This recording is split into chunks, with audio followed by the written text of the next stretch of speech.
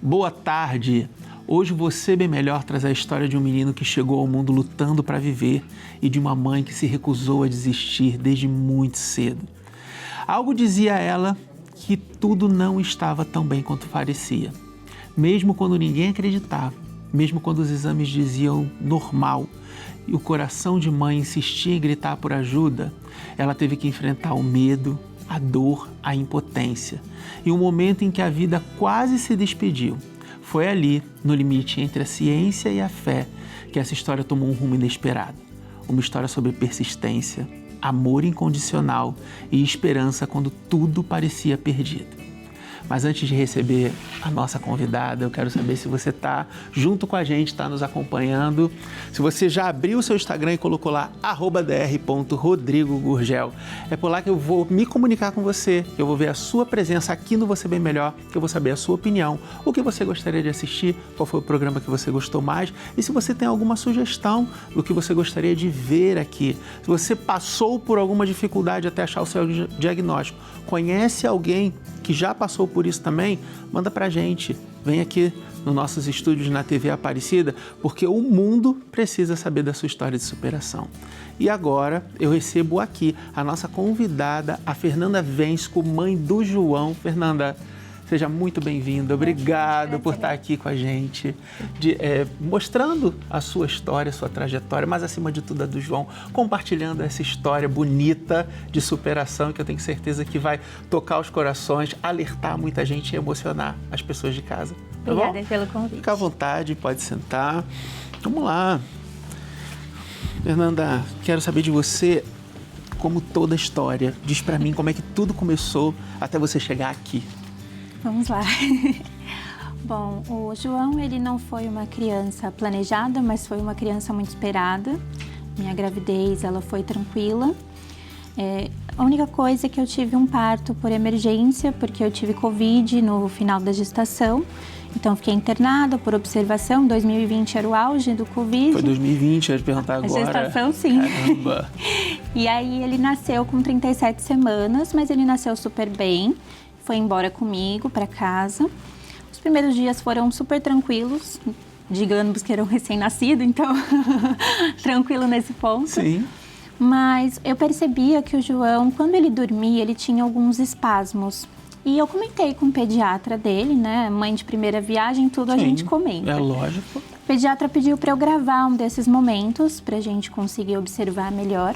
Só que sempre foi muito rápido, então eram segundos, 1, 2 segundos, não dava tempo de a gente pegar o celular. Esse espasmo, você percebeu o quê? Ele tremia todo, ele esticava ou tinha só um membro, a mão, a perna, o braço? Era como se fosse um susto. Um sustinho, né? Tá. Ele dormia e levava um susto, era muito rápido. Só que aí, quando ele estava com 3 meses de idade, eu estava no almoço de Páscoa na casa da minha mãe. Tinha acabado de fazer ele dormir, coloquei ele no carrinho e aí ele começou a ter aquele espasmo de novo. Corri, peguei o celular, comecei a gravar, só que eu vi que foi diferente dessa vez porque não passava. Já tinha dado 1 minuto, 2 minutos e continuava. E aí eu falei, mãe, João tá convulsionando. Minha mãe, da área da saúde, falou, não, filha, isso não é uma convulsão, ele tá dormindo, tendo espasmo, tá tudo bem. Eu falei, não, João tá convulsionando. Da onde eu tirei isso, não tenho ideia. Só Deus sabe. Só Deus sabe. Eu nunca tinha visto uma convulsão na minha vida, ainda mais uma criança que é bem diferente. Meu pai veio, olhou, falou, não é convulsão. E aí eu já comecei a chorar, me desesperar, queria ir pro hospital. Mas era o mesmo padrão, Fernanda? Não, era diferente. Esse susto, é como se ele levasse vários sustos ou não? Era bem aquela característica do tremor. Era a característica do tremor, só que com bebê é muito mais fraco do que uma convulsão normal. Não é claro que é uma convulsão. Então ele estava deitado de ladinho e a perninha tremia. Mas tremia em movimentos repetidos, assim, a cada 1 segundo ela tremia. E depois começou o bracinho. Até então o olhinho dele estava fechado, mas eu tinha passado uns 7 minutos, o olhinho abriu e também estava tremendo bastante. Foi aí que minha família conseguiu entender que realmente alguma coisa estava acontecendo. Eu já estava bem desesperada, a gente correu para o hospital. Chegando no hospital já tinha passado, mesmo assim eles fizeram alguns exames, o médico viu o vídeo e falou, não mãe, fica tranquila, isso foi um espasmo do sono, tá tudo bem. O especialista que atendeu ele? Foi médico clínico do pronto-socorro. Uhum. E falou, tá tudo bem, não precisa encaminhar para nada, a gente fez um exame de sangue, o exame veio normal, pode ir para casa com ele. Procura um neuro só por desencargo. Ah, só por desencargo. A criança está tendo um espasmo característico de convulsão, pessoas da área da saúde estão com você e se convencem disso que isso está acontecendo, você vai para um pronto-socorro clínico que teoricamente está preparado para atender tudo, olha e fala para você não é nada e te diz que não é nada por causa de um exame de sangue. Exatamente. Tá explicado. É bem o que a gente está encontrando, né? Foi bem desesperador. Ou seja, não era Covid também na época, né? Porque tudo era Covid, né? Não era Covid. E testaram ainda ele. Falaram, então, tudo era Covid, não era Covid, né? Eu quero entender se algum especialista em casa estiver assistindo, manda pra gente como é que a gente detecta a convulsão, né? Um ataque epilético, alguma convulsão pelo exame de sangue, só para me atualizar, porque de repente eu estou um pouco desatualizado, né? Então, assim, só para a gente saber, né? Porque, assim, é bem lamentável a gente ter que se deparar com esse tipo de situação. E não é nada, você mostra um vídeo, você mostra e não é nada, ou é muita falta de preparo, ou é muita falta de acolhimento. Mas se vocês souberem, alguém de casa, mesmo da área da saúde, precisa ser especialista não, se vocês souberem, manda pra gente, tá? Como é que a gente detecta uma convulsão pelo exame de sangue? Fui para casa com o coração apertado naquele dia e 3 dias depois voltou a acontecer. Só que dessa vez foi mais forte, mais característico mesmo de uma convulsão. Corri para o mesmo hospital, na época era o plano de saúde, e fizeram exames nele um pouco mais aprofundados, então fizeram uma tomografia, fizeram um raio-x, uma ressonância e colheram líquor, sangue e urina também. Todos os exames vieram normais, a gente ficou em observação durante a noite. Como ele não voltou a ter nenhum outro episódio, nos mandaram para casa novamente. Falei, eu vou, mas se acontecer de novo eu volto óbvio, e eu não saio daqui enquanto não descobrirem o que ele tem. E aí a gente voltou para casa e na mesma semana ocorreu novamente. Tava com ele dentro do ônibus, inclusive ele teve uma crise. E aí eu fui direto para o hospital, cheguei lá e falei, eu não saio daqui hoje. Vocês vão internar ele, vocês vão revirar ele de ponta cabeça, mas eu só saio daqui com um diagnóstico. Eu quero entender o que está acontecendo com meu filho. E aí eles internaram, depois de muita insistência minha, e fizeram muitos exames nele. Ele passou 3 dias fazendo exames que 3 meses de idade, meu coração ficou extremamente apertado.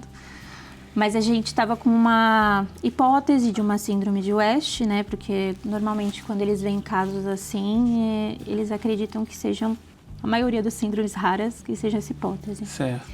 Mas eles descartaram com a ressonância que eles fizeram e deu o diagnóstico de epilepsia para o João. A gente saiu de lá com a introdução de uma medicação. Passaram-se meses, né? Comecei o acompanhamento com uma neuropediatra do convênio, mas as crises convulsivas do João continuaram, cada vez mais fortes. O primeiro ano de vida dele teve 40 convulsões. Sim. E eram convulsões de 7 minutos, 15 minutos. Nossa, imagina o coração lidando com isso, porque a gente sabe que a convulsão ela pode levar ao óbito, pode levar à morte. Então, assim, lidar com isso... Na época eu não entendia muito bem o que era a epilepsia. Ninguém da minha família teve nenhum tipo de contato anterior, então a gente teve que estudar muito. A gente foi conhecer programas de apoio, fazer cursos, fazer lives, para poder entender o que a gente estava lidando, né? Entender a gravidade daquilo. Sim. E quando ele tinha 1 ano e 3 meses, ele foi tomar a vacina, a DTP, e aí ele teve a primeira convulsão, assim, gravíssima da vida dele. Foram 1 hora e 45 minutos convulsionando. A gente precisou reanimar ele no hospital, porque ele teve um princípio de parada cardiorrespiratória. E a convulsão não cessava de nenhuma forma. Já tinham tomado umas 5 medicações e a convulsão não cessava. E aí o médico falou para mim que a gente ia precisar entubá-lo. Então, eu vejo ele tendo crise hoje em dia, sempre vem essas cenas na minha cabeça. De reanimação dele, Causou uma memória da dor, muito. Um trauma normal, isso vai acontecer, né? A sua vida tá ali, né? E ele teve que ser entubado. Teve. Quanto tempo durou essa intubação? 15 dias. E ali começaram a pesquisar. A médica tinha dito para mim já que a epilepsia dele era diferente, a gente precisava fazer o exoma, né, para poder entender melhor. Na época o exoma não era coberto pelo convênio, então era um exame de R$5.000. Eu olhei para aquilo e fiquei, calma, eu preciso de um tempo para levantar esse dinheiro para poder fazer o exame. Mas aí quando ele foi entubado, ele começou a piorar muito, né? Foi uma pneumonia silenciosa que ele teve. Só que ele entrou lá com um quadro, ele adquiriu sepse, ele precisou tomar a bolsa de sangue, os órgãos começaram a entrar em falência. Aí eu falei, vamos fazer o exoma.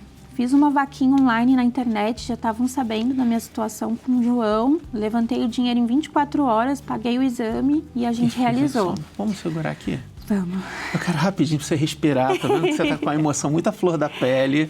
Você respirar um pouquinho, já já a gente vai chamar o intervalo, mas eu queria conhecer o João, cadê ele? Ah, olha aí, ó. Esse é meu príncipe. Ah. Você sabe que você tá devendo um João pra gente, né? Que ele tinha que estar aqui, né? Olha aí. Com toda assistência. Pode comentar as fotos se você quiser, né? Ele é apaixonado por água. Praia, piscina. Ele é totalmente apaixonado. Aí ele na escolinha. Olha o olharzinho de quem não faz nada sem arte, olha. Sou suspeita para falar que eu sou apaixonada por esse menino. Esse momentinho que você passou aí pela internação dele. Sim. Comendo areia. Comendo areia. Né? Um dos principais ingredientes para crescer saudável. Maravilha. Nós vamos fazer o seguinte, Fernanda. Vamos segurar um pouquinho. A gente já conheceu o João, apesar de você estar devendo um João pra gente, tá bom? A gente vai para o intervalo comercial para a Fernanda respirar um pouquinho. Já já a gente volta com o diagnóstico do João e vocês vão saber tudo sobre ele. Sai daí não. Estamos de volta com Você Bem Melhor aqui dos estúdios no subsolo do Santuário Nacional.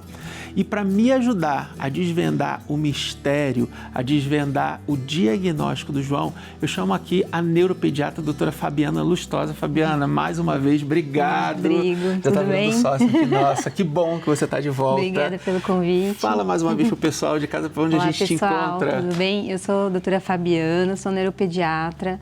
Eu atuo em consultório em São José dos Campos e vocês podem me seguir pelas redes sociais, o @fabi.neuropediatra. Maravilha, Fabiana. Vamos lá, você já sabe o caminho, já sabe como tudo funciona, fique à vontade. Vamos lá. Então, pra gente ficar agora um pouquinho mais tranquilo, para a Fernanda poder falar um pouquinho melhor, né? Vamos lá, vamos desvendar aqui o diagnóstico do João. Síndrome de Dravet. Falei certo? Eu perguntei para a Fernanda antes. Vamos lá, fala para o pessoal de casa, Fabiana, o que é a síndrome de Dravet? A síndrome de Dravet é uma epilepsia rara e de difícil tratamento. Ela começa geralmente na primeira infância, né? No primeiro ano de vida aparecem as crises epiléticas e geralmente começa com febre. O que chama a atenção de ser bem característico é um tipo de epilepsia que tem uma sensibilidade à temperatura. Entendi. Então, crises por febre, às vezes até banho quente, temperatura quente, pode desencadear as crises. Certo, e caramba! Pela história que a Fernanda conta, desde o início tinha já várias características para pensar na síndrome de Dravet para o caso do João. É porque eu ia questionar isso, né? Porque a gente sabe que a febre pode levar à convulsão uma vez que ela está muito alta, né? Mas porque eu fiquei intrigado com a questão do exame de sangue. Poxa vida, a criança está convulsionando. Tudo bem que pudesse querer dar uma olhada se tinha alguma infecção, alguma coisa que justificasse, mas pelo que ela demonstrava, e a criança... Ele estava com febre nesse dia? Apresentava assim, a Fernanda? Febre dele, quando ele tem com convulsão, ela vem após a crise ou no meio da crise. Entendi. Ele nunca tem a convulsão depois da febre, é bem difícil. A não ser quando ela atinge um ápice assim de 38,5, que para ele é como se fosse 40 pra gente. Mas a maioria das vezes, quando ele tá com alguma infecção, ela vem no meio da crise com você. Mas tem uma coisa que me intrigou, ele gosta de praia, que é quente. Como é que a gente faz? Como é que vocês fazem? É uma loucura. A gente tenta controlar ao máximo a temperatura, então quando eu vou, levo ele mais para o final do dia, tento não pegar o sol do meio-dia às 3. Piscina também, ele vai de manhãzinha em casa, no final do dia, né? Quando tá muito quente, a gente dá um banho nele para poder abaixar um pouco a temperatura e aí depois ele entra na piscina ou na praia. Acho que tenta controlar como dá. E quando vocês receberam esse diagnóstico, como é que foi isso? Ele fez o exoma quando estava entubado. Na época demorava 90 dias para sair o resultado.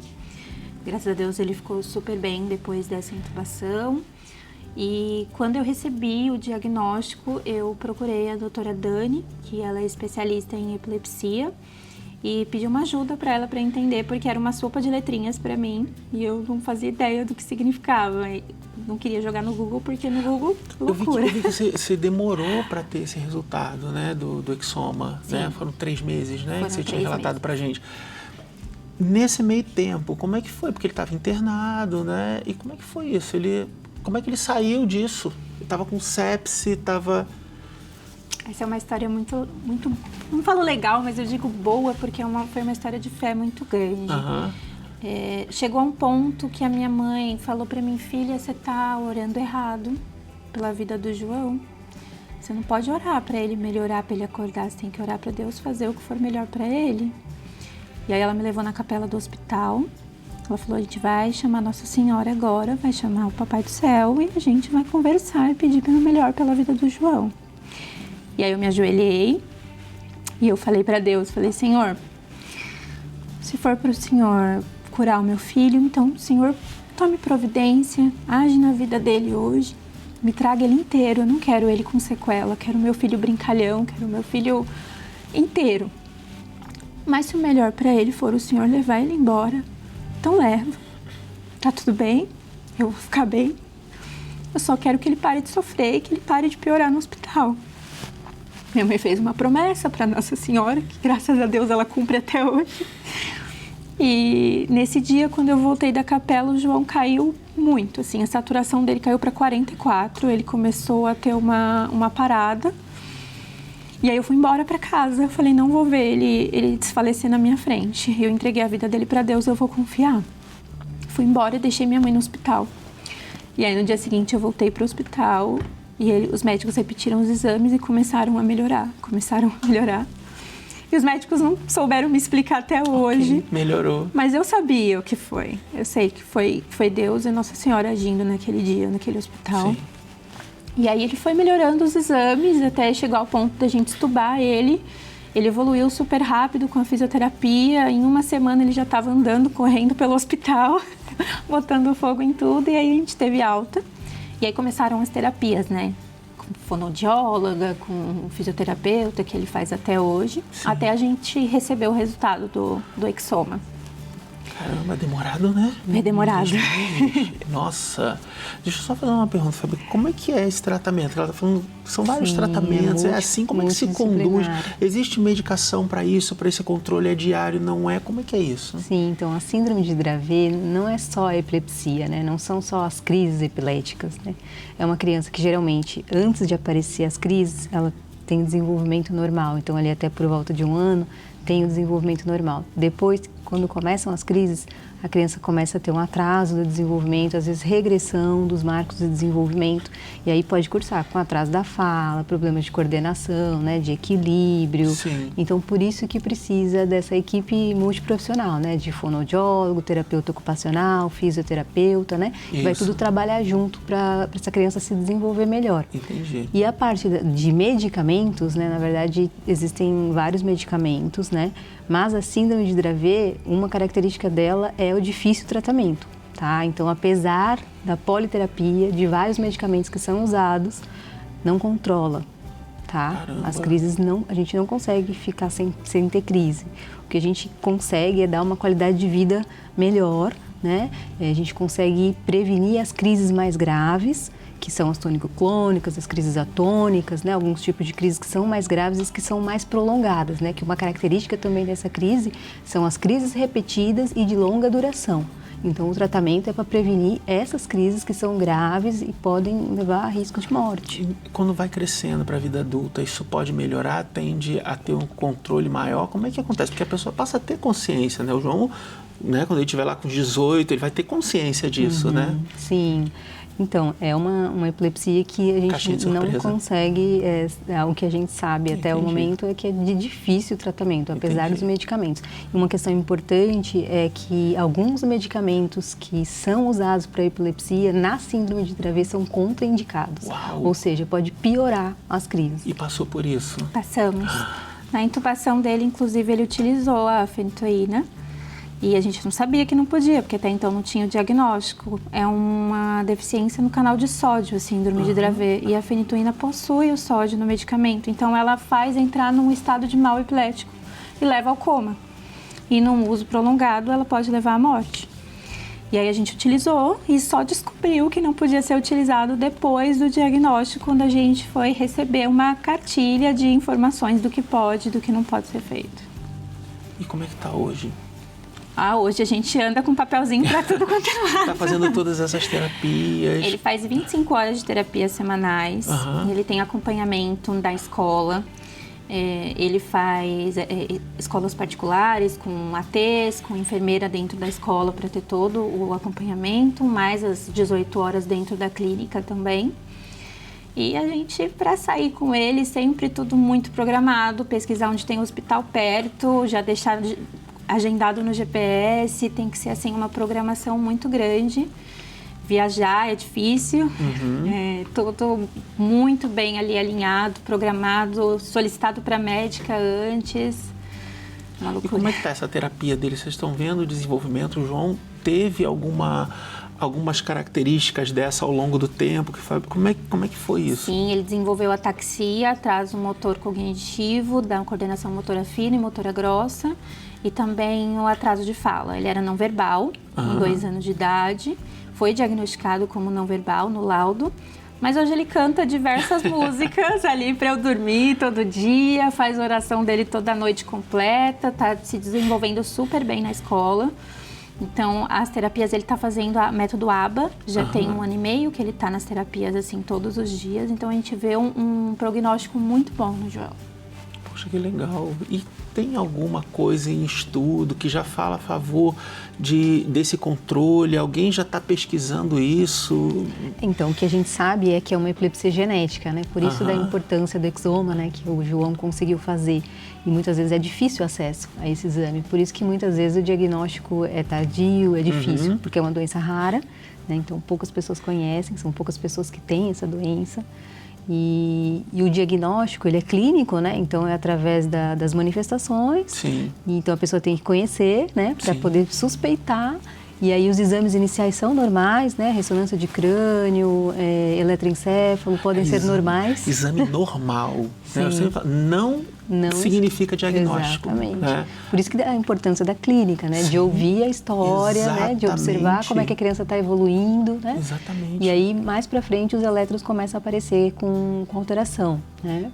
E aí, o exoma é capaz, né? O teste genético é capaz de identificar a mutação genética, né? Existem vários genes, mas o mais frequente é o SCN1A, né? Que é característico, então, aí da síndrome de Dravet.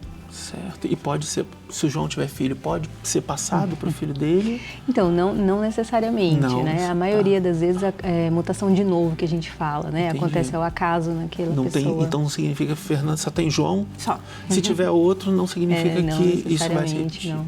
Perfeito. Maravilha, então. Inclusive, até hoje, ele está com 5 anos e em todos os eletroencefalogramas dele nunca veio nenhum tipo de alteração.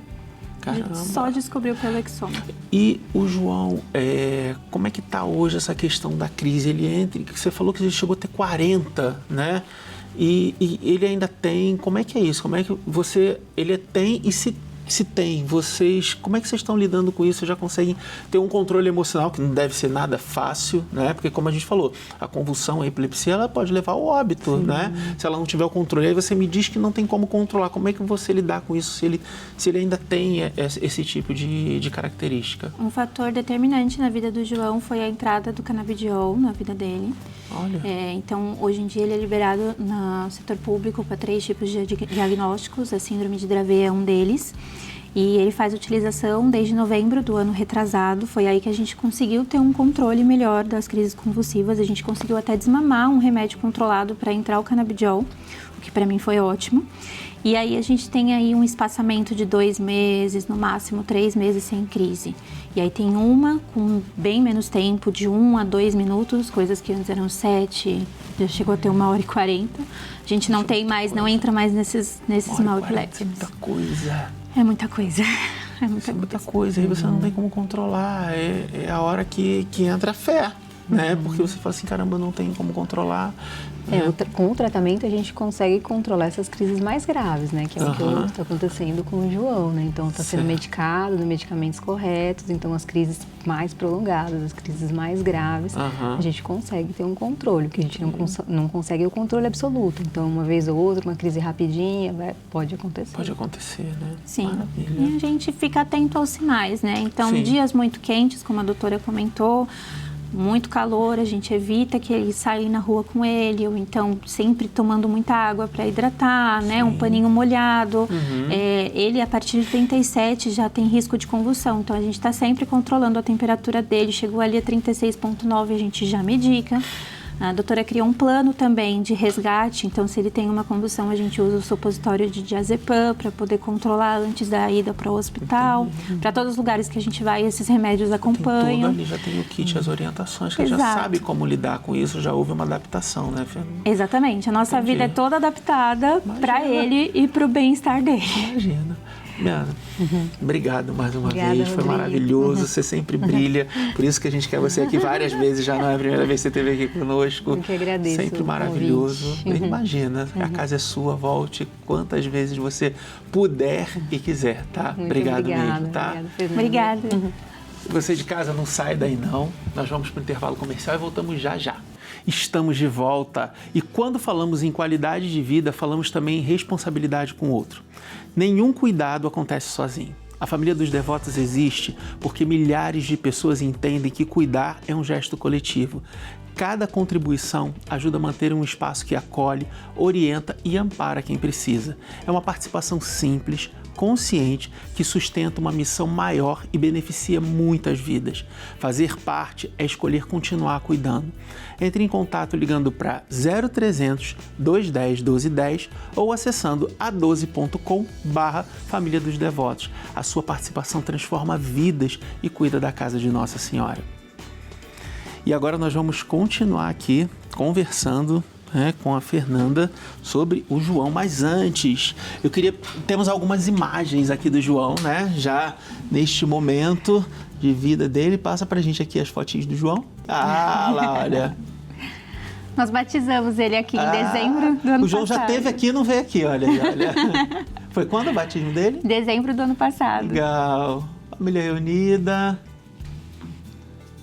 Olha aí o João. Tá na escola, pode comentar, pode mostrar pra gente. O João na escola. Adora a escola. Aqui foi no aniversário dele, no ano retrasado. Aniversário? Dia 27 de dezembro. Caramba. E aqui é uma passeata, a epilepsia, que nós fazemos lá em São Paulo. Sério? Todo março. Todo mês de março tem, né? Isso. Aí vocês levam ele, como é que é essa passeata? Só para as pessoas de casa saber também. Legal, é bom que todo mundo conhece. Sim, claro. A ABE, que é a Associação Brasileira de Epilepsia, eles promovem uma caminhada em conscientização da epilepsia. Então, a maioria das doenças raras, né, neurológicas, elas incluem a epilepsia dentro do diagnóstico. Então, a gente une ali todas as nossas famílias raras. É um momento de acolhimento, um momento de troca e um momento que a gente conscientiza as pessoas. Esse ano a caminhada vai acontecer no dia 22 de março, na Paulista. Quem quiser está super convidado. Maravilha. Vamos lá, então. A gente tem um recadinho aqui para você, antes da gente entrar na nossa última parte do programa. Cadê o recadinho? Eu sou Daniela Bezerra, sou neuropediatra, sou especialista em epilepsia e cuido do João, né? O João acompanha comigo há algum tempo. Ao longo desse período de tratamento, foram muitas medicações, muitas internações, muitas situações delicadas até a gente estabelecer o diagnóstico pleno e o tratamento adequado. Hoje o João está bem, ele faz o tratamento de acordo com o fluxograma dos estudos. Então, os estudos clínicos mostram as medicações que são de primeira linha, de primeira escolha, e ele está com uma delas. E um grande divisor de águas foi a entrada do canabidiol para ele, que também tem estudos clínicos que mostram e incentivam esse uso. Então, hoje nós temos uma criança que tem um controle de crises infinitamente melhor, uma criança que tem um desenvolvimento muito bom nas terapias, na escola, na família, e sim, uma família guerreira e que hoje consegue ter uma linha de cuidado muito boa para o João. É isso, né? E aí eu não tenho dúvidas, né? Porque você, quando você refere a profissional, ao invés de você falar assim, doutora Dani, sim, quando você já usou o apelido, já mostra que ela se aproximou de vocês, que ela pegou na mão de vocês. E isso é muito importante quando a gente tem esses momentos de desespero, esses momentos de tristeza, né? O programa é do João hoje, né? Embora ele não esteja aqui. O caso é dele, nós estamos falando dele, nós estamos falando sobre ele, porque ele é o nosso protagonista realmente. Mas antes da gente falar um pouquinho sobre isso, eu quero te entregar um presente que você vai levar. É um livro de memórias, que a gente aqui gentilmente fala que é o livro da vida, né? E é exatamente isso. A gente deixa uma dedicatória para vocês lembrarem que sempre passaram por aqui, que foi com muito carinho, e agradecendo por vocês terem superado o desafio de falar, porque tem muita gente que não fala, tem vergonha, eu não quero falar sobre isso. E quando você fala, você ajuda as pessoas, você está ajudando muita gente em casa. E o livro da vida é exatamente assim, né, Fernanda? É um livro em branco, páginas em branco, como é a história do João, como é a história de vocês, como aconteceu lá atrás, né? Você falou, o João não foi planejado, mas foi muito desejado e amado. E cada momento, cada dia, é isso, né? Uma página em branco. Eu espero que vocês possam escrever nelas lindas histórias, lindos momentos, momentos de sorriso, que não sejam mais momentos de tristeza, que coloquem fotos aqui, embora a gente não tenha mais o hábito de revelar fotos, que a gente traga esse hábito de volta e coloque aqui, para que seja um diário lindo para o João, um diário de uma nova vida, que foi o que começou, que é o que vocês fazem todos os dias. Que ele lá na frente ele possa abrir isso aqui e falar assim, eu tive pessoas que batalharam comigo, eu tive pessoas que batalharam por mim, e hoje eu tenho essa história toda para contar, cheia de vitórias, tá? Que seja muito proveitoso, que seja bonita essa história, e que as páginas em branco possam ser preenchidas com coisas maravilhosas e motivos para vocês sorrirem. Muito obrigada. A primeira foto vai ser do batismo dele. Isso aí. Fernanda,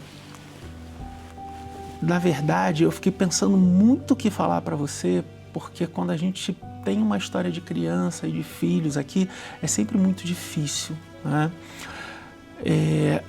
Você passou por uma história na qual você escutou coisas, você tinha um desejo, você tinha um filho, você escutou coisas que você não precisava ter escutado, você passou por momentos de muita dificuldade. Na vida, a única coisa que a gente quer em alguns momentos é que alguém nos ouça. Nos ouça quando a gente está desesperado por algum motivo, quando a gente está preocupado, quando a gente está triste e até quando a gente está feliz. Sim. E você por muito tempo não foi ouvida. Você não sabia o que estava acontecendo com o João, mas você mesmo falou, eu não sabia o que era uma convulsão e eu achava que era uma convulsão. Eu determinei que aquilo dali era uma convulsão, porque há algo dentro de você que é muito maior do que todos nós soprou no seu ouvido, sussurrou no seu ouvido. O Deus que habita dentro de cada um de nós, né? Ele fala conosco e Ele nos dá sempre o caminho, né? Isso é bíblico, Jesus falou, vós sois deuses. Então ele mostra que Deus está dentro de cada um de nós. E você teve isso que muitos vão chamar de intuição, e está tudo bem. Realmente foi uma intuição. Muitos médicos falaram que era coisa de criança, muitos profissionais diminuíram, muitos sequer não se aprofundaram, e já te peço desculpas por esses profissionais, porque deveriam ser muito melhores em relação a cuidar da vida do próximo.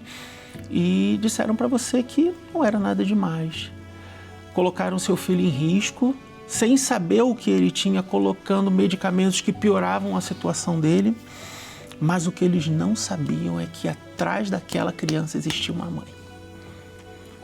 E quando a gente fala de mãe, mãe sabe de tudo, mãe sente tudo, mãe percebe tudo, mãe sabe os detalhes. E essa mãe gritou: você fez o que nós temos que fazer diante de algo que nós temos certeza. É exigir. Exigir de acordo com o nosso direito, exigir respeito, exigir voz. E você fez com esses médicos o que tem que ser feito. Você botou eles para trabalhar. Ah, vocês vão mandar o meu filho para casa só com o exame? Não, vamos trabalhar. E eles trabalharam. E eu quero que você saiba que eles trabalharam por sua causa. Mas mesmo assim, o João não melhorava. João entrou no quase morte. E como nós falamos no início, entre a ciência e a fé sobre você. E graças a Deus você tem uma mãe como você é. E é por isso que você é assim, porque você tem um exemplo maravilhoso que pegou na sua mão e falou: é a hora de soltar a corda. Não é nosso. O João não é nosso. Ele é de um Deus que te entregou. E você soltou essa corda. E quando você soltou a corda, alguém segurou. Deus segura e manda para a doutora Dani. E fala: olha que você é a minha representante, faça o que tem que ser feito. E é isso, o amor liberta. E às vezes, para a gente conseguir achar a solução do problema, a gente não tem que se entregar para ele. A gente tem que deixar Deus agir, a vida acontecer. Quando você cortou a corda, soltou ela, você entregou o seu filho nas mãos certas. Nas mãos de Deus e, como você mesmo falou, nas mãos de Nossa Senhora. Você falou: olha aqui, eu não tenho mais nada para fazer. Quando não nos sobra nada, nos resta a fé. E aí eu vou repetir uma coisa que eu sempre falo, e é no impossível que o improvável acontece. E aconteceu. E não queira explicações. Por que o João melhorou? Não interessa, ele melhorou. Por que você encontrou o tratamento para quem está? Não interessa, eu só encontrei. Então, solte a corda várias vezes, porque você já sabe quem vai segurar ela. Você fez a escolha certa. Você fez a aclamação certa. Ele não é meu. E eu estou aqui para segurar o que tiver que acontecer por ele. Isso é amor. Amor que liberta.